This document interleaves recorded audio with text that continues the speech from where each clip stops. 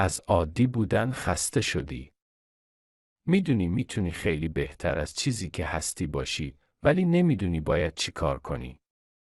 طرز فکر ما تک تک کارهای هر روزمون رو تعیین میکنه و طرز فکر درست نصف راه بهتر شدنه. تو این ویدیو قصد دارم تو رو با 3 طرز فکری آشنا کنم که کمکت میکنه به بهترین نسخه خودت تبدیل شی.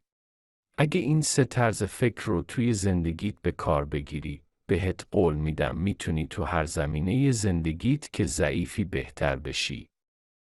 هر مهارتی تو دنیای امروز قابل یادگیریه. امروزه آموزش و راهکار برای حل کردن هر مشکلی وجود داره. امروزه حجم اطلاعاتی که در اختیار یک آدم عادی وجود داره، چندین برابر حجم اطلاعاتی که تا 20 سال پیش در اختیار قدرتمندترین آدم‌های ممکن وجود داشته. در هر جنبه زندگیت که علاقه داری رشد کنی، به راحتی میتونی اطلاعات مورد نیازت رو از طریق اینستاگرام، یوتیوب و کتاب به دست بیاری و دست به کار شی.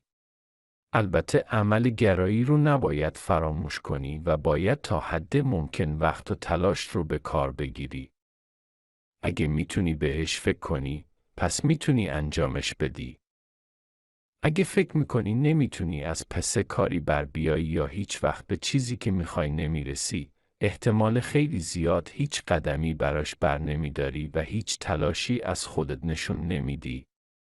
80% موفقیت توی هر زمینه‌ای فقط و فقط تداوم و ادامه دادن مسیره.